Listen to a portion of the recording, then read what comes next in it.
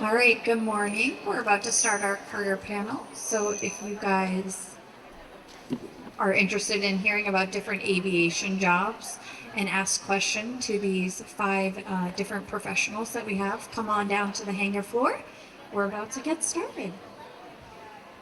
All right, my name is Danielle Fairburn. I'm a part of Women in Aviation. I'm going to be your MC for today.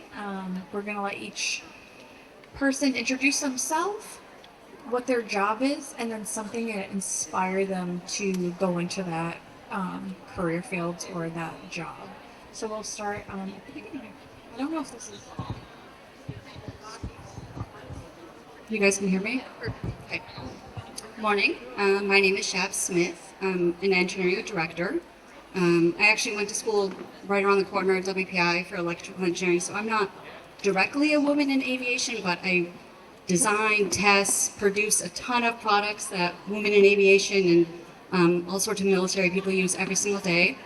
I was always interested in STEM, science, technology, engineering, and math when I was in high school and pursued engineering. And it's been just an amazing, interesting career. I've been doing it for 20 years. And I've just worked on the coolest products, helped solve really interesting problems. Thanks for having me today.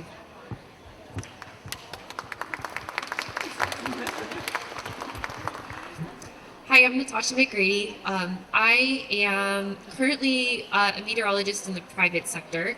My previous experience, I was an F-18 pilot in the Navy, and then also was a meteorologist in the Navy as well. So I have a little bit of an eclectic background within aviation.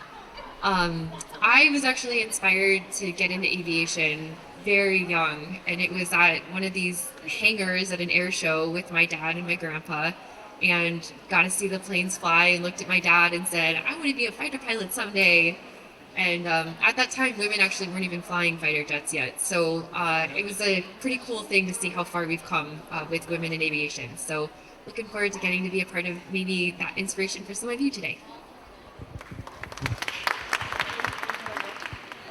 Hi, my name is Erin Warwick, and I'm a helicopter search and rescue pilot on the Dolphin, the MH-65 for the U.S. Coast Guard.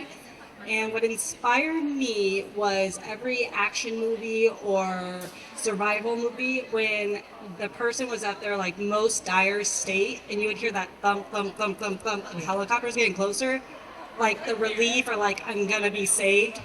And that's like, I don't know, I'd always just like, if I could be that for somebody, that would be cool. So that's what I did.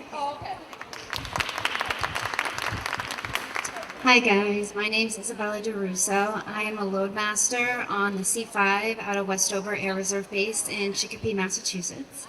I grew up always interested in aviation and didn't realize I'd end up in the military till my senior year of high school, and I'm very grateful I did that. We load cargo and passengers, calculate weight and balance, and cargo restraint.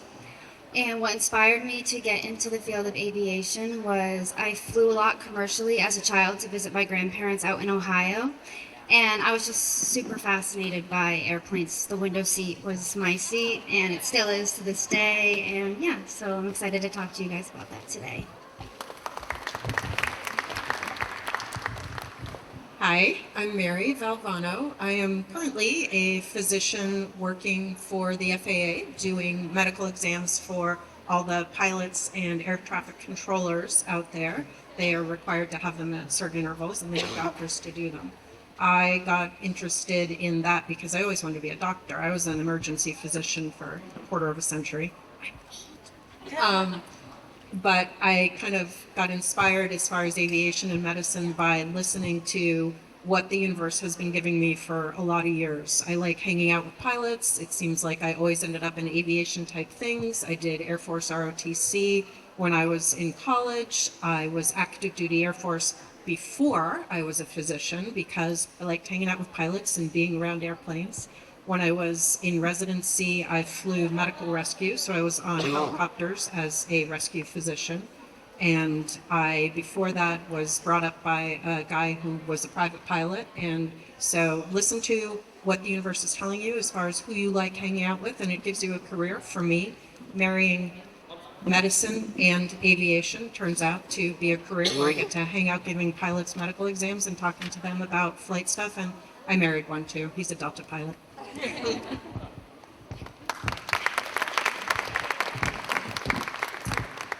All right, so what we're going to do is I have some questions that we're going to ask them, and they'll give kind of opens up the opportunity for them to speak a little bit about their career fields and maybe some things that you guys are interested in. At the end, we'll open it for like questions for everybody because there's probably a lot of things that we missed or didn't hit. So I'm going to actually start with Dr. Mary.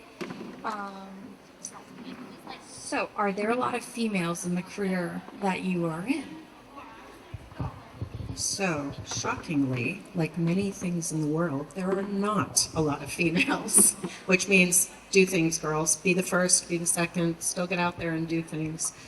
So, FAA AME is a job that you have to apply for, be selected to be allowed to do the training. So, it's not like any doctor can just say, I want to do this and open up a business doing that. But there just aren't a lot of women doing it. I'm not sure what the percentage, but in the New England area, I think the last time I checked, there were only 2. There might be 3 at the moment. So, no, there are not a lot of women. Thank you. All right, I'm going to jump over to Natasha. And what skills are necessary for your line of work? And you can answer meteorology or fighter pilot, which is pretty cool. So, one thing I think is really interesting about aviation is I would say the skills that we need are probably very similar about all the women up here. And I think finding confidence is probably the first thing. I could list all that you need to go to school, you need to do this, but really working in a line of work that I think every woman up here could have answered the same thing Mary did, saying a lot of us were probably the only one or not having a lot of women around us. So have that confidence in yourself that you can do that. I will also say on a skills level, we mentioned STEM, really having the ability to understand math, science, technology from an early age, I think is something that you can give yourself a leg up, but it also means that you can get into it later as well. So those are, I think, the top 2 that I would say, as well as passion, right? Like you heard it from all of us. We had something that said, I kind of want to do this. And when the times get tough or, you have to overcome something, that passion can really kind of help you move forward and be successful. I have a fun one for Bella. And it is, what type of cargo have you loaded onto a C5? So, for those of you that don't know, the C5 is the largest airplane in the Air Force. It can carry 840,000 pounds for takeoff weight, and it has a height limitation of 162 pounds, which basically means we can load anything on that plane that you could possibly think of. So some of the coolest things that I've loaded are helicopters. We can fit, I think, like 5 or 6 helicopters on the C5. I've loaded school buses, fire trucks, what else? Oh, we load a lot of boats for the Navy. I've done that a lot. So yeah, those are some things that you'd never think would go onto an airplane, but I've got to see them fly all around the world. Thank you. All right, Shab, you're in the hot seat. What do you like best about your job, and what things do you find the most appealing? Having a career in engineering allows you to really work on anything you want to work on. As a kid, I knew I was interested in STEM, like I said, but it was really difficult to envision like what a job in engineering would actually be. Like, what would I do every day? And even in college, I was not sure what my everyday would be. But once I started working, I've designed boards that are up in space right now. I've worked on radios on aircraft. I've tested night vision goggles, out in Alaska. It could be anything. Career in STEM, career in engineering really allow you to be super creative. And, I had trouble kind of envisioning sitting behind the desk and doing the same job every day. So I've been afforded, the ability to work on all sorts of really interesting things with all sorts of really interesting people. For me, I've spent 20 years working for a defense contractor, and that's really appealing and rewarding to me. And I agree with you. You kind of have to find your passion of what gets you excited.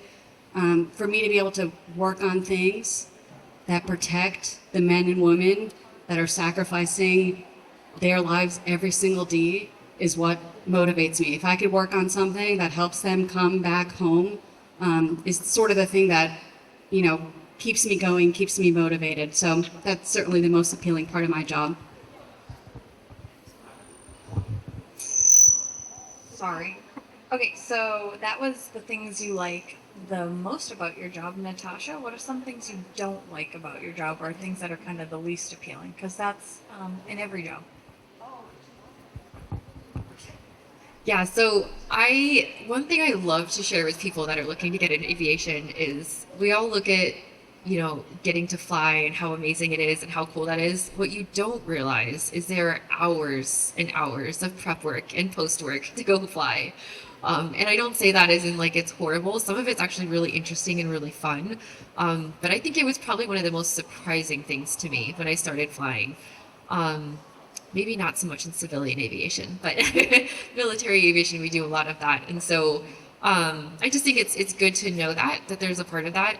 As a meteorologist, just to add some humor to the day, my least favorite of the job is when I bust a forecast and I get told I don't know what I'm doing, because it happens to all of us. But yeah, so I think that was really the main thing I wanted to cover there.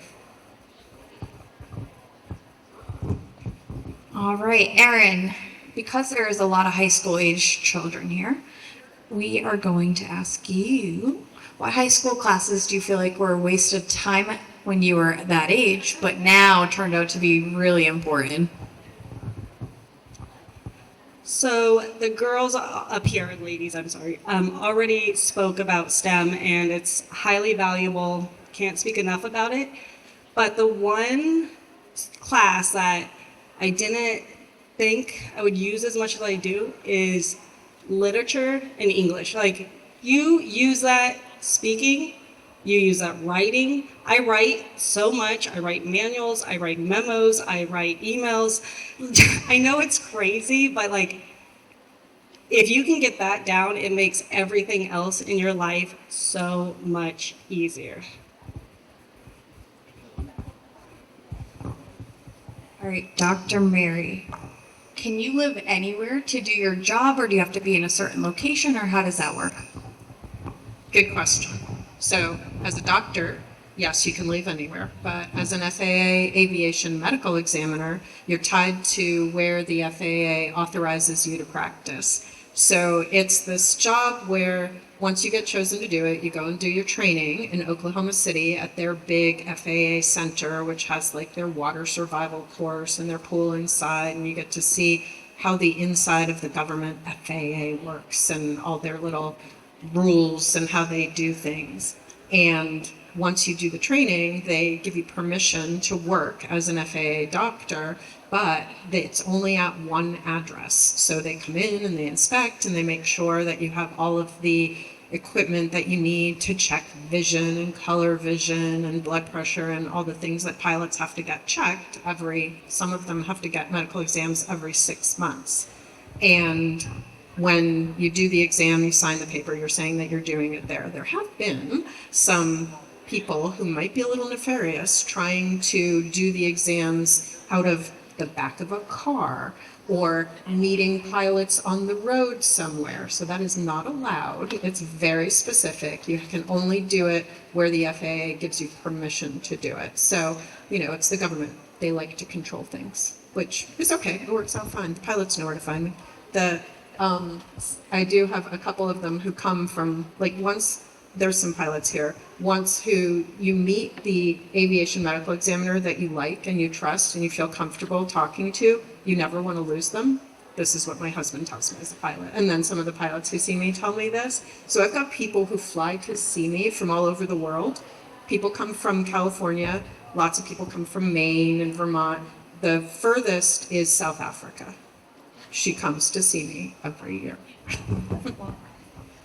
That's a really cool story. Thanks for sharing. So, Bella, what are some really cool places? What are some really cool places you've been able to travel on the C5? On the C5, I've been to Spain, Germany, I've been to Hawaii and Alaska.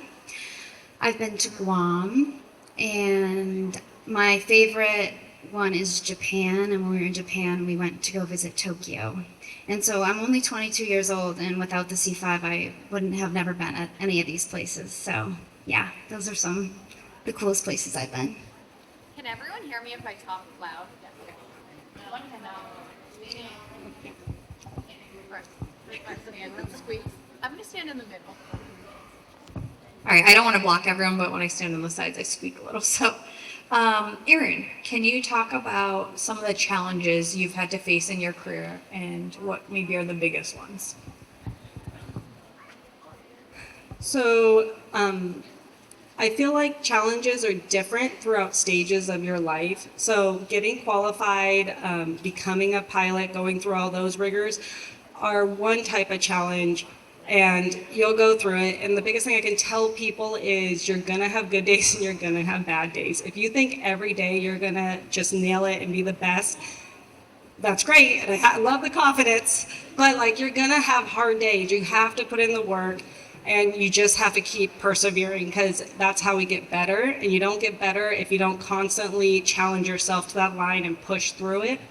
And then as life goes on, you add spouses, kids, family, and those are different challenges where you're navigating multiple careers that you're trying to make it work with whatever your choice is. And so these are just parts of things you have to think, like, what's important to me? What am I willing to, I guess, compromise on?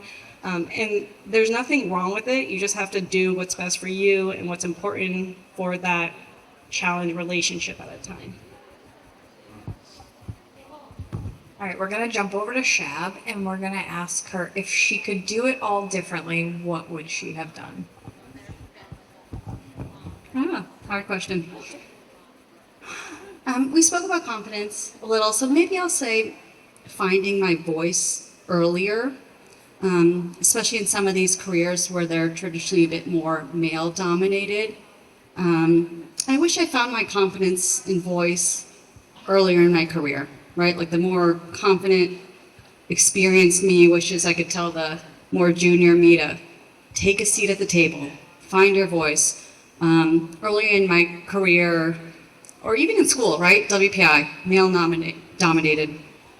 I would leave a lot of classrooms or meetings feeling like, oh, I had something to say and I wish I said it, and I would kind of beat myself up about it. But find that voice, right? If you're there, it doesn't matter if you're the most experienced person, you're the youngest person, you're a female, whatever, you're there because we all provide a different perspective, right? People bring different perspectives, different values, different experiences they can share. Even up here, right? I'm not in aviation, I'm not a pilot, but I have a different perspective than these women, and there's value in that. So just finding that your voice, right? Everyone has something interesting and valuable to say, and take a seat at that table. Thank you, Shab. I think that's really important for everyone to hear. And I also felt the same way. And I'm still doing that. So I appreciate you saying that. All right, Natasha has a really cool story about a big career shift that happened that maybe she wasn't anticipating. I'm going to give her a few minutes to talk about that because I think there's a really big, valuable lesson that maybe what you started with may not be what you end with. Thanks, Danielle. Yeah, so you heard in my intro, I guess. I started as a pilot, and now I'm in meteorology, which is cool that I'm still in aviation. I guess the part of my story is it wasn't necessarily by my choice. I was medically taken out of the cockpit, which happens. Things happen in life. And you heard also in my story that I was a very young age when I decided I wanted to be a pilot, and my whole life was about it. That's all I wanted to do. You ask all my high school friends, they're like, all we know is she wanted to fly. So it was a pretty big day to get told that I wasn't ever going to do that again. And I, took the time to be emotional about it, but the Navy looked at me and said, "You have 60 days to figure out if you want to stay in, and if you do, what do you want to do?" And I guess part of this story, find an amazing mentor. It is never too early to find women and men in your life that you trust, that when that phone call comes of life doesn't go as you want it to, you can pick that phone up and know that no matter what state you're in, you can call them. And I found one of those when I was at the Naval Academy, and I called my mentor. She was one of the first females in the Navy. And she said, "Get on a plane, bring a bottle of wine." Don't do that at your age, but I was older. Bring a bottle of wine and a notebook, and we're going to figure this out. And I sat down with her for 2 days, and we mapped out what I wanted to do and how I felt, and she helped me kind of find my way, which is how I kind of I found out that, the weather was something I actually really found interesting when I was in the squadron. And it was something that I had just kind of found a passion for without even realizing it. So we set some goals, we figured out what I needed to do to get into that career change, and we executed. And so I think today I tell people that being taken out of the cockpit was the most amazing thing that happened in my life. It was some of the biggest growth that I've ever had. I have an incredible family that I never would have met if it hadn't happened. So moral of the story, life doesn't always go as we want. I think there's two things: embrace what you have when you have it, and just enjoy every minute of it, and pour yourself into things that you love when you do. And if they do come to an end, whether you want them to or not, embrace whatever change it's going to bring. Bloom where you're planted. I had that written on my desk, and I had the chance to embrace it or to not embrace it. And I think when I had that mindset shift and just decided that I was going to make my life what I wanted it to be, it was just so incredible. So. Thank you, Natasha. All right, I'm going to ask one more question from the panel, and then I'm going to put it out to you guys for anything you have to ask them. So we're going to wrap up with Erin, and we're going to end with, what does a typical day look like in your career field? So for us, we have a dynamic schedule. We normally are always doing training, but we're active. So when you're at a search and rescue duty station, 24 hours, there's a crew, at least one crew on, depending on your setup. So you have a pilot, a co-pilot, and then you have a rescue swimmer and a similar kind of to a loadmaster, but we call them flight mechanics, and they do our pendulum and they do all the hoisting. And so we will come on duty. So we normally work Monday through Friday, normal, let's say we do like a 3, because we do 24-hour shifts, normally twice a week. So you come on, for us it was a 2:30 in the afternoon relief. You come on, you relieve, you talk about the weather. We go for a training flight either in the afternoon or evening, and then we'll have dinner, catch up on any work, go to bed, but you're always on a 30-minute SAR launch. So if an alarm goes off at whatever time, we normally, as a PIC, you run up, you get all the information, and the rescue swimmer and the flight mech will go pre-flight, pull out the aircraft, and then the co-pilot runs down and starts it. And then we get in, we'll brief in the aircraft as we're doing all our last minute checks, and we take off for whatever that rescue that we're going for. And then we come back. Whenever it's done, we can fly up to 8 hours of flight time. So that can go for a lot, like a 12-hour duty day of actual like working, refueling, and doing prep time. If we find the person, we deliver them to a hospital. If we don't have enough fuel to make it to the hospital, then sometimes we'll come back and meet an ambulance at an airport. And then we can come back, sleep, and we normally, if you we call it bag out. If you do all your flight time, you'll sleep there, rest a little bit, and then go home. If you end up sleeping through the night, then we normally will wake up, have breakfast, work out, do some office work. We'll have a day flight the next day, and then you relieve at 2:30 in the afternoon. So that's our normal work day. Awesome. Thank you for sharing, Erin. All right, so I want to open it up. We have just a few minutes, and then we're going to have our guest speaker. But I would like to open it up if anyone has any questions for any of the career panelists. You want to? Thank you very much for all your service you've done for the country. I have a couple questions. One is for Mary, Dr. Mary. So my sister was an air traffic controller in the Air Force, but after 6 years they had her do another job. It's like you can't continue under that stress for like she was an air traffic controller for 6 years, and she was an accident photographer for the next station, and then she was with Air Force Intelligence after that. Is there a limit to the amount of time you can be an air traffic controller? Yeah, so actually Carrie or Danielle might be able to tell you the actual numbers, but they do time out at 55, 56, you have to retire, which is actually amazing because then you're young enough to be able to enjoy a whole nother part of your life, and you get a government pension to go along with it. So air traffic controllers, that's when they're not in the military. Was your sister in the military? Yeah. So also, air traffic controllers have very strict medical standards that they have to comply with, and if they can't meet those medical standards, if they have an unexpected medical condition or have to take a medication that's not authorized by the FAA, for instance, then they can't meet the medical standards and they cannot function as an air traffic controller. So sometimes they have to, unfortunately, leave the career field or work in an allied career field using their experience, but then they cannot work as an air traffic controller anymore. Do you guys want to add to that? I think you did a great job. Anybody else have questions? Yeah.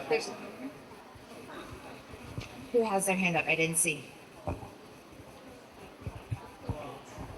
Hi, I also have a question for Dr. Mary. I'm thinking about doing Air Force ROTC, and I was just wondering what your experience was like.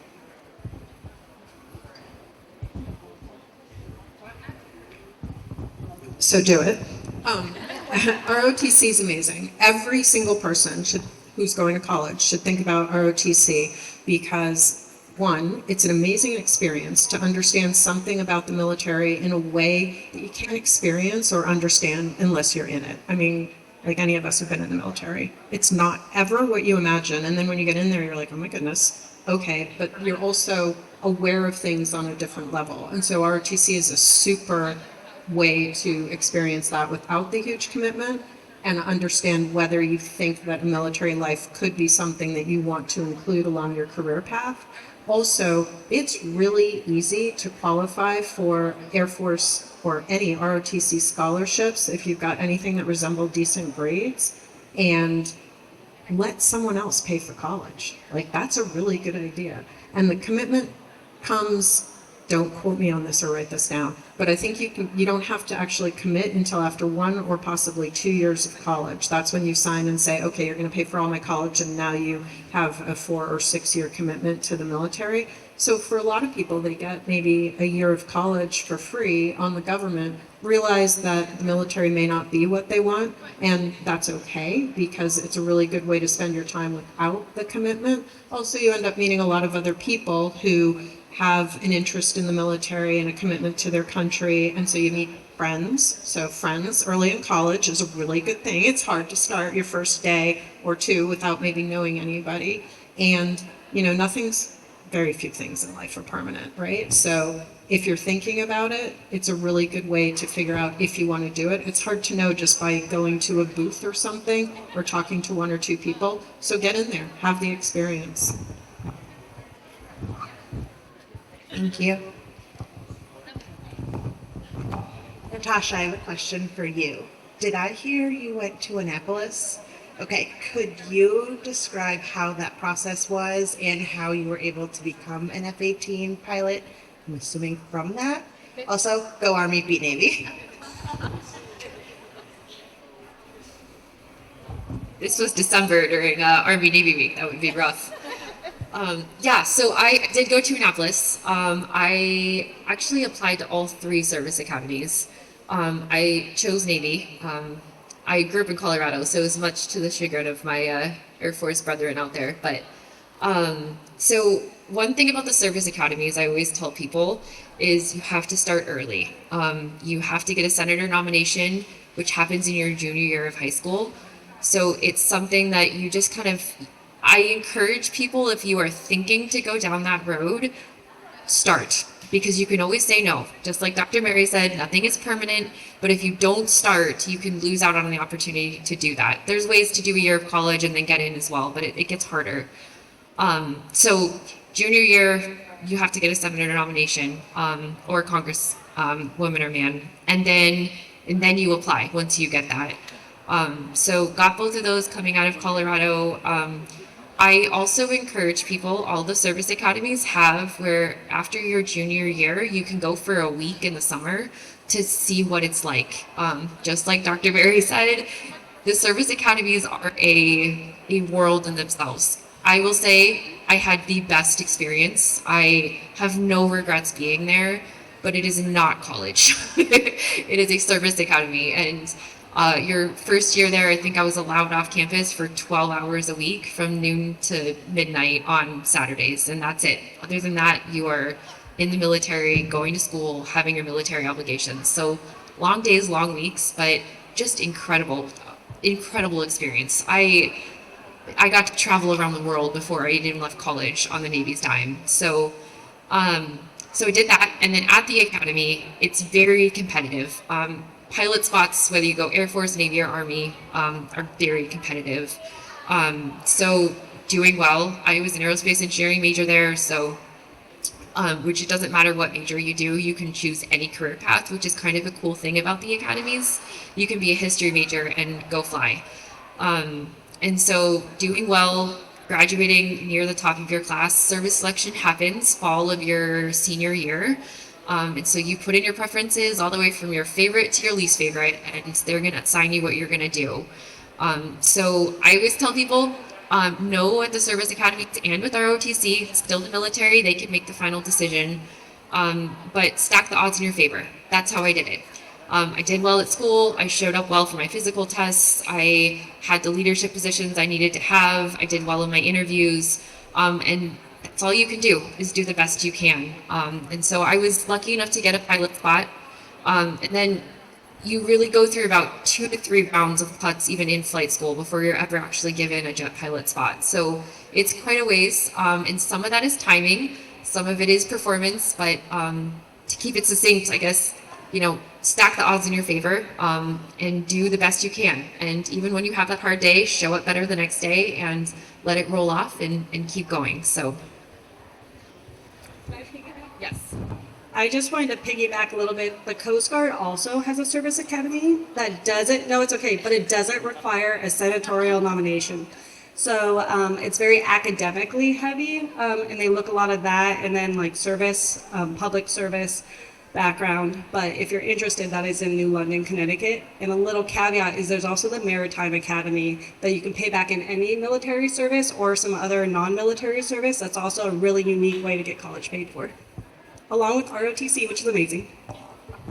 Thank you, Erin, for adding that in. I think it's important to share. So that wraps up our career panel. Let's give them a big round of applause because they were awesome. Thank you, ladies.